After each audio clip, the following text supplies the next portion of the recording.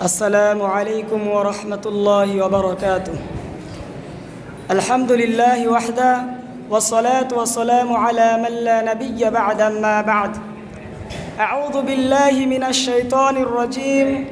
بسم الله الرحمن الرحيم. وقاتلهم حتى لا تكون فتنة وقاتلهم حتى لا تكون فتنة ويكون الدين لله. উপস্থিত নির্বাচিত সুনামধন্য সভাপতি সাহেব এবং সুযোগ্য বিচারক মণ্ডলী গণশিক্ষক মহাশয়, আজকে আমার এই ৭৮তম স্বাধীনতা দিবসে অনুষ্ঠানে যে বক্তব্যের বিষয় নিয়ে উপস্থিত হয়েছি সেটি হচ্ছে ভারত স্বাধীনতার মুসলমানদের অবদান। সম্মানিত সুধী, এই ভারতবর্ষ আমাদের এমনি এমনি স্বাধীন হয়ে যায়নি। আজ আমরা স্বাধীন, নিজেকে স্বাধীন মনে করি, কিন্তু এর পিছনে জাতি ধর্ম নির্বিশেষে অনেক জাতির রক্ত ঝরেছে। তার অন্যতম হচ্ছে এই মুসলিম জাতি। এই মুসলমান এর অনেক অবদান রয়েছে, কিন্তু কিছু মানুষ, ইসলাম বিদ্বেষী মানুষেরা মনে করে যে এই ভারতবর্ষে মুসলমানদের জায়গা নেই, তাদেরকে ভারতবর্ষ থেকে তাড়িয়ে দিতে হবে।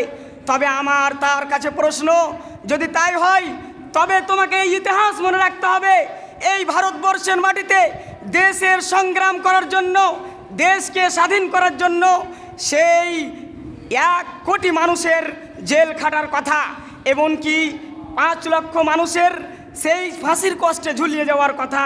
সম্মানিত সুধী, এর কারণ এই যে তারা মুহাম্মদ সাল্লাল্লাহু আলাইহি ওয়াসাল্লামের কাছে শিক্ষা পেয়েছে যে নিজের মাতৃভূমিকে ভালোবেসে ইসলামকে প্রতিষ্ঠিত করা মুসলমানদের কাজ, মুমিনদের কাজ। সম্মানিত সুধী, কিন্তু দুঃখের বিষয় হলো এই যে আমাদের এই মুসলিম জাতির আজ ইতিহাসে নাম পাওয়া যায় না, পাওয়া যাচ্ছে সেই অমুসলিমদের ইতিহাসে নাম। সম্মানিত সুধী, তো আমি বলতে চাই যে সেই অরবিন্দ, জওহরলাল নেহরু, মাস্টারদা সূর্য সেন, এদের নাম থাকলেও সেই জায়গায় থাকা উচিত ছিল আশফাকুল্লাহর নাম, ওলিউল্লাহ শাহ দেহলভী রাহিমাহুল্লাহর নাম, আব্দুল আজিজ মুহাদ্দিস দেহলভী রাহিমাহুল্লাহর নাম, কিন্তু তাদের নাম নেই। এরাই সর্বপ্রথম দারুল হারব বলে এই ভারতবর্ষে সংগ্রাম করার জন্য উদ্বুদ্ধ করেছিলেন। এমনকি মনে রাখতে হবে সেই ফজলে হক খায়রাবাদীর কথা, যে সর্বপ্রথম 1957 খ্রিস্টাব্দে এই দেশের মাটিতে তিনি ফতোয়া জারি করেছিলেন।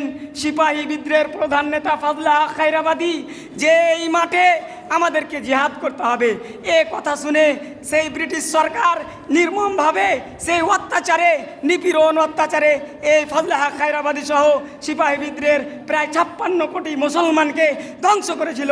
সম্মানিত উপস্থিতি, তবে আমি বলতে চাই, এজন্যই সেই দিন এই রক্তর নদী বয়ে গিয়েছিল।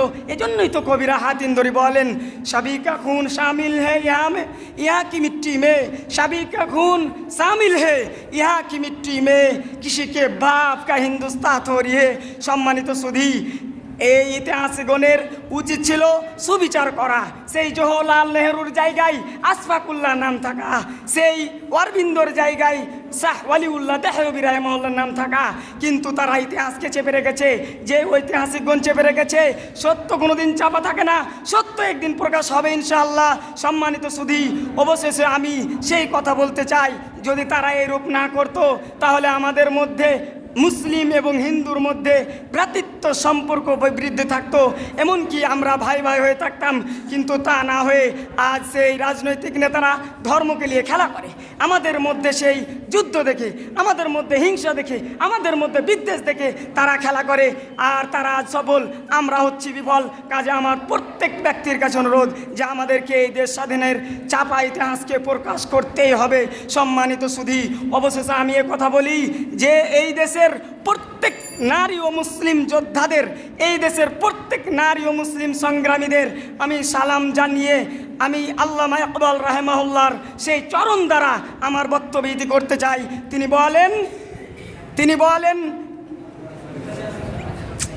বলেন मजहब नहीं सिखाता आपस में बैर रखना, मजहब नहीं सिखाता आपस में बैर रखना। हिंदी है हम, वतन है ए हिंदुस्तान हमारा। व आखिर दावाना अनिल हम्दुलिल्लाहि रब्बिल आलमीन। वस्सलामु अलैकुम व रहमतुल्लाहि व बरकातुहू।